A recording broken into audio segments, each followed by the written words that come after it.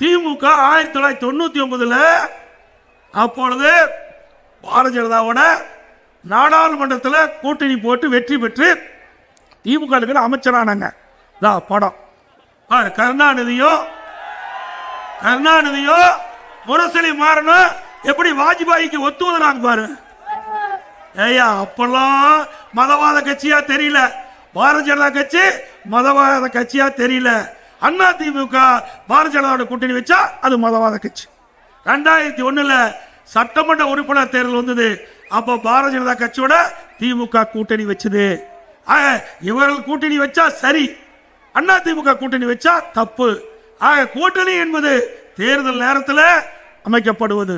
இன்றைக்கு எதிரிகளை வீழ்த்த வேண்டும் என்று சொன்னால் விழுகின்ற வாக்கு சிதறாமல் நம்முடைய வேட்பாளர் கிடைச்சாதான் எதிரிகளை வீழ்த்த முடியும்.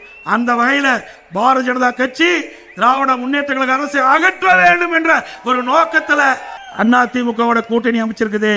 இன்னும் பல கட்சிகள் வர இருக்கின்றன. இப்படி பல கட்சிகள் ஒன்றாக இணைந்து அனைத்து இந்திய அண்ணா திராவிட முன்னேற்ற கழக தலைமை பாரதிய ஜனதா கூட்டணியில் அங்கமிச்சு 2026 சட்டமன்ற பொதுத் தேர்தலில் அதிக வாக்குகளை பெற்று அண்ணா திமுக கூட்டணி பெரும்பான்மையான இடங்களில் வெற்றி பெறும்.